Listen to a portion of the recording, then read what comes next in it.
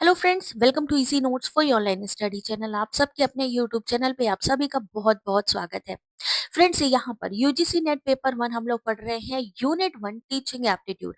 लेकिन teaching aptitude में भी ऐसे टॉपिक्स हैं जो एग्जाम में बार बार पूछे जा रहे हैं, तो आज वही टॉपिक आपके सामने लाए हैं, यानी फिलोसॉफी ऑफ टीचिंग।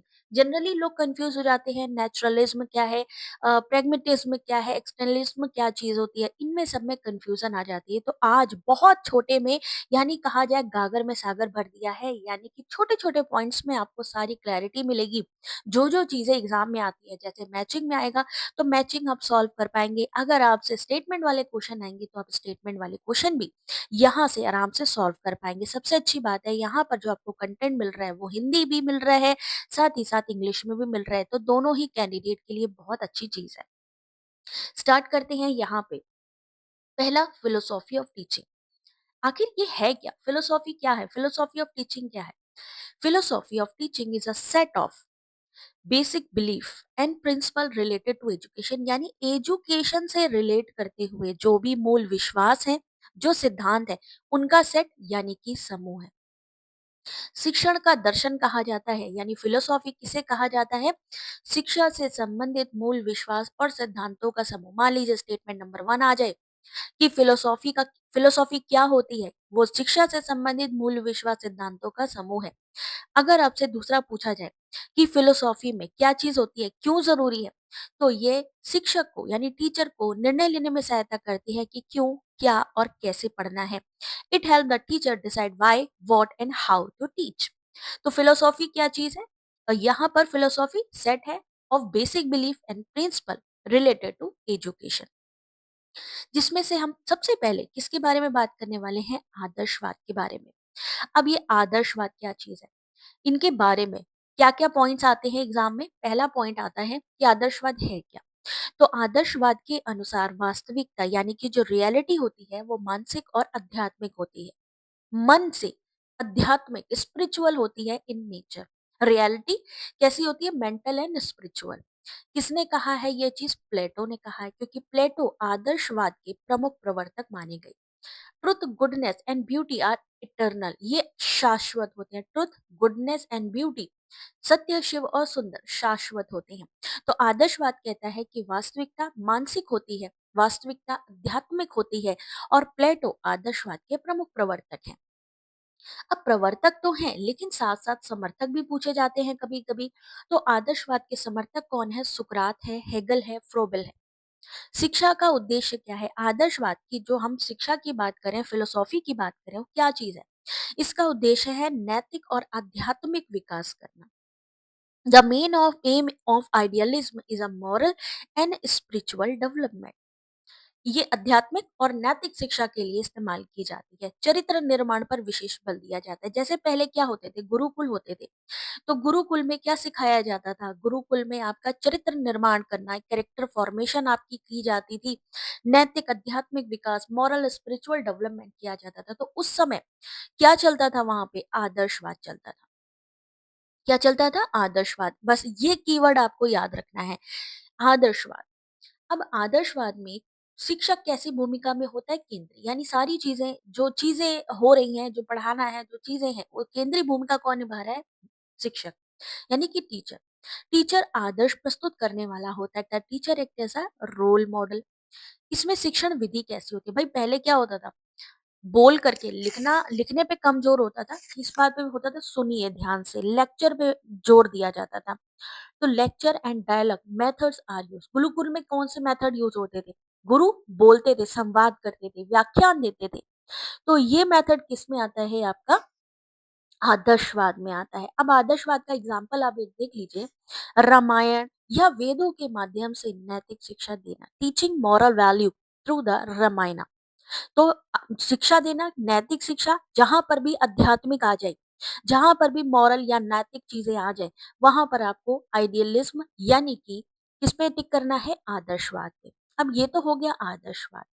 आदर्शवाद आध्यात्मिक हो गया, तो यथार्थवाद कैसा है? रियलिज्म क्या चीज है? अब रियलिज्म यानी यथार्थवाद के अनुसार मन से स्वतंत्र अस्तित्व रखता है। According to realism, the world exist independent of the mind. ज्ञान इंद्रियों के माध्यम से होता है। कौन सी ऐसी फिलोसॉफी थी टीचिंग की जिसमें कहा गया ज्ञान इंद्रियों के माध्यम से होता है, यानी हम सेंस ऑर्गन के थ्रू गेन करते हैं नॉलेज को, यानी हम देखते हैं, सुनते हैं, टच करते हैं, तो इनके माध्यम से ही जो ज्ञान होता है हम उसको रियल मानते हैं। तो ये किसने कहा है? ये कहा है अरस्तु ने। अरस्तु is a proponent of a realism. तो वहां पर आध्यात्मिक मॉरल की बात हो गई। आदर्शवाद में यथार्थवाद कहता है कि जो हम देखेंगे सुनेंगे यानी प्रैक्टिकली जो हम समझेंगे हम उसको ही सही मानेंगे। तो ज्ञान इंद्रियों के माध्यम से होता है, ये रियलिज्म में कहा गया। और रियलिज्म के प्रवर्तक जो थे वो थे अरस्तु। अरस्तु प्रवर्तक थे तो सपोर्टर कौन थे? लॉकी और कैमनियस। लॉकी एंड कैमनियस इसके समर्थक थे। इसका उद्देश्य क्या था? रियलिज्म का यहाँ पर रियलिज्म का जो उद्देश्य है वो क्या था? वस्तुनिष्ठ ज्ञान की प्राप्ति इसका मुख्य उद्देश्य है। Equation of a objective knowledge is it's main M. किसके बारे में बात हो रही है यहाँ पे? यथार्थवाद, जिसे हम कहते हैं रियलिज्म। ठीक है, तो क्या क्या चीजें आती है? प्रोपोनेंट आता है, इसमें आपके समर्थक पूछे जाते हैं, ये किसके लिए है, इसका ऑब्जेक्टिव क्या है। तो यहाँ पर रियलिज्म की बात करें तो शिक्षक विषय विशेषज्ञ होता है। Teacher is a subject expert. प्रदर्शन और प्रयोग विधि अपनाई जाती है। क्यों? क्योंकि हम क्या कह रहे हैं, प्रैक्टिकली हम चीजों को देख रहे हैं, हम वही मानेंगे। हम सिक्स अपना ऑर्गन, 5 ऑर्गन का यूज कर रहे हैं, सेंसस ऑर्गन का यूज कर रहे हैं, तो उसी के थ्रू ही हम मानेंगे कि हाँ चीजें हुई। तो यानी हम डेमोन्स्ट्रेशन एक्सपेरिमेंटेशन बेस्ड चीजों को कर रहे हैं, मेथड को यूज कर रहे हैं। तो रियलिज्म क्या होगा कि भाई हम एक्सपीरियंस कर रहे हैं किसी चीज को, हम उसको सही मानेंगे, हम उसको ज्ञान का सोर्स मानेंगे। जैसे कि प्रयोगशाला में विज्ञान को पढ़ाना, teaching science in the laboratory. अब ये तो रियलिज्म हो गया, यथार्थवाद। फिर आता है प्रैग्मेटिज्म। ये सब मैचिंग में भी पूछे जाते हैं क्वेश्चन आपके। प्रयोगवाद के अनुसार सत्य वह है जो व्यवहार में उपयोगी हो, यानी जब हमें प्रैक्टिकल लाइफ डेली बेसिस पे हमें यूज करना है, प्रैक्टिकल लाइफ में, रियल लाइफ में यूज करना हो। According to pragmatism, truth is what work in a practice. जो हम डेली बेसिस पे जिसको यूज कर सके। कहते हैं ना कि अगर हम किसी चीज की नॉलेज ले रहे हैं तो ऐसी नॉलेज होनी चाहिए जो हमारी जो रियल लाइफ की प्रॉब्लम है उसको भी हम सॉल्व कर सकें। Knowledge arise from activity and experience. जब हम कोई क्रिया करते हैं, कुछ काम करते हैं, उससे जो अनुभव होता है उसी से कहते हैं कि ज्ञान उत्पन्न होता है। तो नॉलेज अराइज, नॉलेज कैसे बढ़ती है? हम जब कोई एक्टिविटी करते हैं या हम जब कोई एक्सपीरियंस करते हैं, जैसे करके सीखना। कहते हैं ना करके सीखना, learning by doing. Learning by doing किसने कहा था? लर्निंग बाय डूइंग का सिद्धांत दिया था जॉन डीवी। प्रयोगवाद के प्रमुख प्रवर्तक माने जाते हैं कौन? John Dewey. John Dewey is the chief proponent of a pragmatism. वो कहते हैं कि जो ज्ञान है वो कैसे आता है? एक्टिविटी और एक्सपीरियंस से। इनके समर्थक कौन है? प्रैग्मेटिज्म। इसको हम प्रैग्मेटिज्म को और क्या कहते हैं? प्रयोजनवाद भी कहते हैं। क्या कहते हैं? प्रयोजनवाद भी कहते हैं। तो प्रयोजनवाद सेम चीज है। तो जॉन डेवी चीफ प्रोपोनेंट है। विलियम जेम्स और किलपैट्रिक इनके समर्थक रहे हैं। प्रैग्मेटिज्म या प्रयोजनवाद या प्रयोगवाद के समर्थक कौन है? विलियम जेम्स और किलपैट्रिक। इसमें शिक्षा का उद्देश्य क्या है? क्यों ये फिलोसॉफी की जरूरत पड़ी? समस्या समाधान क्षमता का विकास इसका उद्देश्य है। Development of a problem solving ability is its aim. इसमें शिक्षक की भूमिका कैसी होती है? मार्गदर्शक की होती है। जैसे हम रिफ्लेक्टिव लेवल की बात करते हैं ना, सबसे हाईएस्ट लेवल है आपका लेवल ऑफ टीचिंग में, जहाँ पे जो कैंडिडेट है उसकी खुद की क्रिटिकल थिंकिंग डेवलप होती है, खुद से वो डिसीजन जो है मेकिंग बनता है ना, खुद से वो डिसीजन ले सकता है। तो यही चीज है आपकी प्रैग्मेटिज्म में या प्रयोजनवाद में, जहाँ टीचर एज अ गाइड की भूमिका निभाता है और जो मेन रोल होता है वो किसका होता है? लर्नर का होता है। प्रयोजन विधि करके सीखना प्रमुख है। Project method learning by doing John Dewey के द्वारा दिया गया, और ये पीवाईक्यू में कई बार पूछा गया क्वेश्चन है। जैसे कि जल संरक्षण पर परियोजना बनवाना, making a project on a water conservation. तो करके सीखना प्रयोजन विधि किसकी है? जॉन डीवी की है। किल पैट्रिक इनके साथ में थे, समर्थक थे। उसके बाद आती है प्रकृतिवाद। प्रकृतिवाद का सिद्धांत किसने दिया? क्या है ये? प्रकृतिवाद के अनुसार प्रकृति सर्वोत्तम शिक्षक है। According to naturalism nature is the best teacher. किस कौन सी ऐसी फिलोसॉफी है जिसमें नेचर को ही बेस्ट टीचर कहा गया? तो नेचर नेचर ही प्रकृति है, प्रकृति ही शब्द में भी है। बालक का विकास स्वाभाविक रूप से होना चाहिए। इनके अनुसार जो बालक का विकास है स्वाभाविक रूप से होना चाहिए कि जैसे प्रकृति है, जैसे छोटे-छोटे बच्चे अपने आप सीखना शुरू करते हैं और फिर सीखते जाते हैं। तो प्रकृति खुद सिखाती है, ऐसा किसने कहा है? ऐसा कहा है रूसो ने। यानी अगर आपसे पूछा जाए प्रकृतिवाद के प्रवर्तक कौन है, तो वो है Rousseau. Rousseau is a proponent of a naturalism. इनको समर्थन किसने दिया? हर्बर्ट स्पेंसर ने। Herbert Spencer is its supporter. उसके बाद आता है प्राकृतिक विकास और स्वतंत्रता इसका उद्देश्य है। Natural development and freedom are its aims. शिक्षक पर्यवेक्षक की भूमिका निभाता है। Teacher act as a observer. Teacher सिर्फ ऑब्जर्व कर रहे हैं किसमें? नेचुरलिज्म यानी कि प्रकृतिवाद में। बच्चों को प्रकृति के बीच में सीखने देना चाहिए। कहते हैं ना, बच्चों को प्रकृति के बीच में छोड़ दो, वो कुछ ना कुछ खुद से सीखने लगेंगे। तो वही चीज है यहाँ पे। प्रकृतिवाद किसने दिया है? रूसो ने दिया है। फिर आता है अस्तित्ववाद, जिसे हम कहते हैं एक्सटर्नलिज्म। अब ये क्या चीज है? इसके प्रवर्तक कौन है? इसके प्रवर्तक है Jean Paul Sartre. Externalism emphasize individual freedom and responsibility। अस्तित्ववाद, व्यक्ति अस्तित्व यानी हमारा अस्तित्व की बात हो रही है ना। तो अस्तित्ववाद क्या चीज है? अस्तित्ववाद व्यक्ति की स्वतंत्रता और उत्तरदायित्व पर बल देता है। एक्सटर्नलिज्म emphasize इंडिविजुअल, हमारी खुद की जो फ्रीडम है, हमारी जो रिस्पॉन्सिबिलिटी है, आइडेंटिटी है, उससे रिलेट करता है। जॉन पॉल सार्त्रे इसका प्रवर्तक है। समर्थक कौन है? किर्कगार्ड और नीत्शे इसके समर्थक हैं। ठीक है। किसके समर्थक हैं? अस्तित्ववाद के हैं। इसमें क्या होता है? आत्मबोध और व्यक्तित्व विकास इसका उद्देश्य है। सेल्फ रियलाइजेशन, पर्सनैलिटी डेवलपमेंट किसके अंतर्गत आता है? हमारी खुद की पर्सनैलिटी, हमारी खुद का रियलाइजेशन। तो वो किसमें आएगा? अस्तित्ववाद में। शिक्षण सहायक और मित्र होता है। शिक्षक जो होता है कैसा होता है? फैसिलिटेटर भी होता है और फ्रेंड भी होता है। विद्यार्थी को विषय चयन की स्वतंत्रता देना, इसके अंतर्गत क्या आता है? जो विद्यार्थी है, जो लर्नर है, वो खुद से अपनी चीजों को, जैसे कहते हैं ना एनईपी 2020 में, अपने सब्जेक्ट्स को आप खुद से चूज कर सकते हो। वही चीज है यहाँ पे।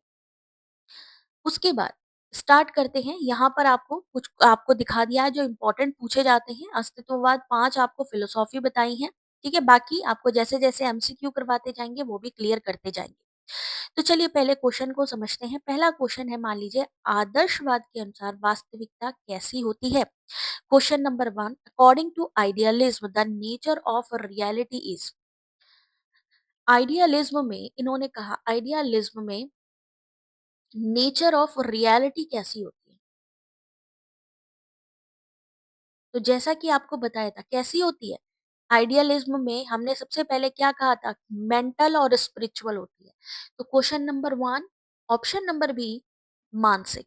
आइडियलिज्म आदर्शवाद में मानसिक यानी कि स्पिरिचुअल हो गई, मानसिक हो गई, इन यहाँ पर जो रियलिटी है उसको माना जाता है। आदर्शवाद के प्रमुख प्रवर्तक इनमें से कौन से हैं?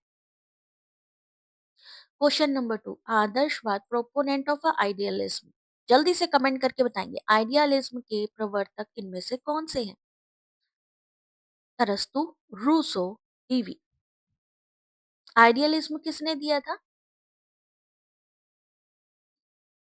क्वेश्चन नंबर सी, प्लेटो ने। ठीक है। ऐसे ही मान लीजिए एग्जाम्पल में आ जाए कि अरस्तु ने कौन सा फिलोसॉफी दी, रूसो ने कौन सी दी, प्लेटो ने कौन सी दी, तो जॉन डीवी ने। तो ये चीज आपको पता होनी चाहिए क्योंकि एग्जाम्पल में और मैचिंग में एग्जाम में आ रही है। आदर्शवाद में शिक्षक की भूमिका कैसी होती है? मित्र की होती है, मार्गदर्शक की होती है, सेंट्रल अथॉरिटी होती है, या ऑब्जर्वर की होती है? क्वेश्चन नंबर 3, तो आदर्शवाद में शिक्षक की भूमिका कैसी होती है? आदर्शवाद है जहां पर क्या कहा था, जैसे गुरुकुल होता है जहां पर लेक्चर मेथड चल रहा है, जहां पे संवाद चल रहा है, तो वहां पर मेन भूमिका जो टीचर की है मेन ही होती है, यानी सेंट्रल अथॉरिटी होती है, केंद्रीय। क्वेश्चन नंबर 4, यथार्थवाद के अनुसार ज्ञान कैसे प्राप्त होता है? According to realism knowledge is gain through. Question number 4,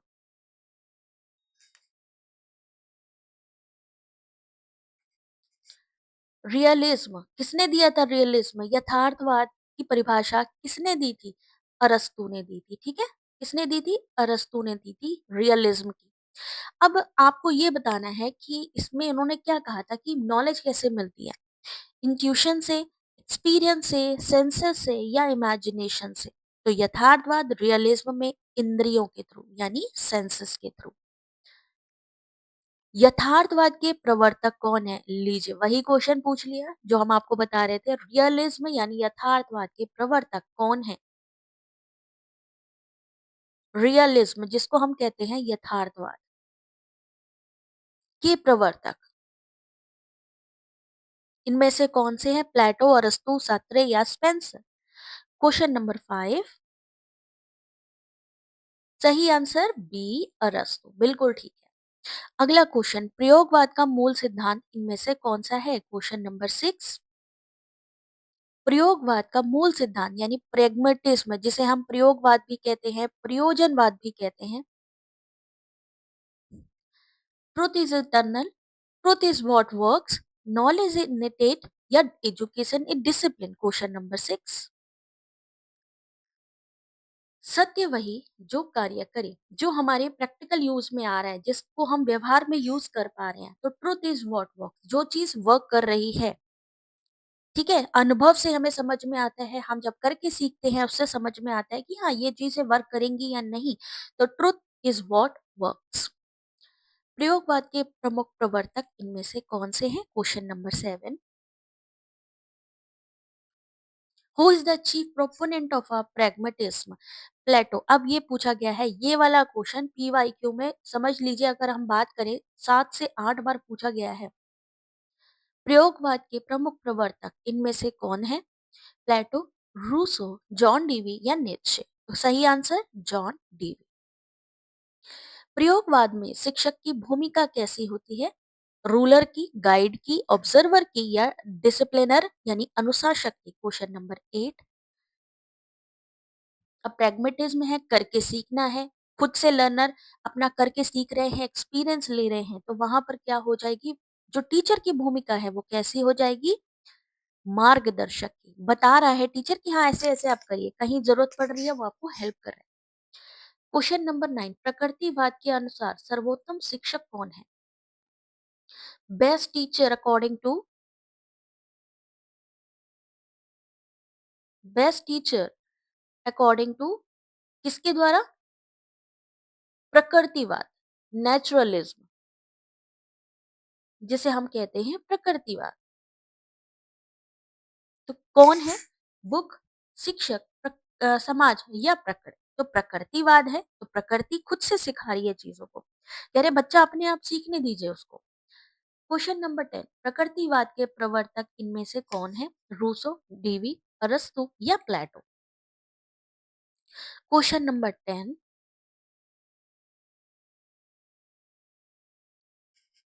who is the proponent of a naturalism? तो सही आंसर क्या है इसका? Option number A, Rousseau. प्रकृतिवाद के प्रवर्तक कौन है नेचुरलिज्म में? रूसो। क्वेश्चन नंबर 11, प्रकृतिवाद में शिक्षक की भूमिका कैसी होती है? अब यही चीज अगर आप बुक में उठा के देखोगे, बुक में जब आप पढ़ने लगोगे ये चीजें आपको समझ में ही नहीं आएंगी। क्यों? उनकी लैंग्वेज बड़ी खराब है। ऐसे ही जैसे एनटीए की लैंग्वेज है ना, वैसे बहुत मतलब डिफिकल्ट हिंदी को भी यूज किया गया है, तो बहुत डिफिकल्ट लेवल में, जिसकी वजह से बुक होने के बाद भी बहुत सारी, कुछ लोग 2 बुक उठाते हैं, कोई 3 बुक उठाते हैं, लेकिन जो टॉपिक होते हैं वो अनक्लियर रहते हैं। टॉपिक उनको समझ ही नहीं आते क्या चीज है। लेकिन यहाँ पर आपको सिंपल लैंग्वेज में आपको पता है ये सारे कॉन्सेप्ट, ये सारी फिलोसॉफी। तो प्रकृति है, तो प्रकृति में टीचर की भूमिका कैसी होती है? ऑब्जर्वर की, वो देख रहा है, ऑब्जर्व कर रहा है। अस्तित्ववाद किस पर बल देता है? एक्सटेंशनलिज्म एम्फेसाइज डिसिप्लिन पे, फ्रीडम पे, करिकुलम पे या परीक्षा पे? क्वेश्चन नंबर 12, अस्तित्ववाद हमारा खुद का अस्तित्व, हमारी खुद की आइडेंटिटी, कि हम खुद से कर सकते हैं चीजों को, वो किसके अंतर्गत आता है? अस्तित्ववाद किस पर बल देता है? स्वतंत्रता पे बल देता है, ठीक है, हमारी खुद की स्वतंत्रता, हमारी खुद की सोच। अस्तित्ववाद यानी एक्सटर्नलिज्म के प्रवर्तक इनमें से कौन है? क्वेश्चन नंबर 13, अस्तित्ववाद के प्रवर्तक इनमें से कौन है? प्लेटो, अरस्तु, जीन पॉल सार्त्रे, रूसो। कहीं-कहीं किंगगार्ड को इसका यहाँ पर बोला गया है कि किंगगार्ड जो थे वो थे इसके प्रवर्तक। लेकिन याद रखिएगा, पहले स्टार्ट जीन पॉल सार्त्रे ने किया था, बाद में इसको डेवलप किया था किंगगार्ड ने। ठीक है? तो सही आंसर जॉन पॉल सार्त्रे। अस्तित्ववाद में शिक्षा का उद्देश्य क्या है?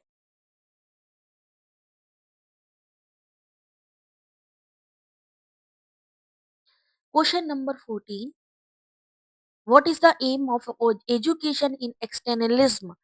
तो हम अस्तित्ववाद की बात करें, हम खुद की सोच हमारी बात करें, हम अस्तित्व की बात कर रहे हैं, तो वहाँ क्या होगा? सेल्फ रियलाइजेशन होगा, आत्मबोध। क्वेश्चन नंबर 15, किस दर्शन में परियोजना विधि पर बल दिया जाता है? विच फिलोसॉफी emphasize प्रोजेक्ट मेथड? तो प्रोजेक्ट मेथड में जो मेथड है उसमें कौन सी फिलोसॉफी आती है? आइडियलिज्म, रियलिज्म, प्रेगमेटिज्म या नेचुरलिज्म? यानी अगर हमें प्रोजेक्ट मेथड करना है, प्रैक्टिकल करने हैं, तो वो किस में चले जाएंगे? इनमें से कौन सी ऐसी थ्योरी है जिसमें इसका यूज होगा? Question number 15, correct answer is C, pragmatism यानी कि प्रयोगवाद। तो यहाँ पर ये सारी चीजें हैं, ये सारे आंसर भी हैं, आप लोग इसको पढ़ सकते हो। ये पीडीएफ अवेलेबल होगी हमारे एप्लीकेशन पे। याद रखिए, आप लोगों से रिक्वेस्ट है, जिन्होंने भी एप्लीकेशन पे कोर्स नहीं लिया है अभी तक, जल्दी से ये नोट्स एंड लर्न, एन लगा है, एन, ठीक है, लर्न को डाउनलोड करिए। कहाँ से? गूगल ऐप से। साथ ही यहाँ पर वीडियो के जो कमेंट सेक्शन है वहां पर भी मैंने इस एप्लीकेशन का लिंक दे दिया है। 26 तक 75% का ऑफ था, तो आप लोगों में से जिन्होंने भी ले लिया वो बेनिफिट में है। बाकी जो भी लेना चाहते हैं, अगर आप करेंगे तो वहां पर जो भी डिस्काउंट पॉसिबल होगा वो आपको करवाया जाएगा। बट यस, ये जितनी भी वीडियोस हैं, ये जितनी भी आपकी जो पीडीएफ है, साथ ही साथ क्विजेस है, सब आपको मिलेंगे नोट्स एंड लर्न एप्लीकेशन पे। तो जिन्होंने भी अभी तक कोर्स नहीं लिया है, जल्दी से जल्दी, वहां पर आपको कूपन कोड भी दिख जाएगा, आप लोग उस कूपन कोड के थ्रू उसको परचेस कर सकते हैं। बाकी मिलते हैं नेक्स्ट वीडियो में। जो भी चीज नहीं समझ में आए, कमेंट में जरूर बताएं कि ये चीज आप दोबारा पढ़ा दें या फिर दोबारा समझा दें, तो हम वो दोबारा क्लास लगा देंगे, जिससे कि आपको चीजें समझनी आसान हो जाएंगी। अब मिलेंगे नेक्स्ट वीडियो में, तब तक अपना ध्यान रखिए। Take care, God bless.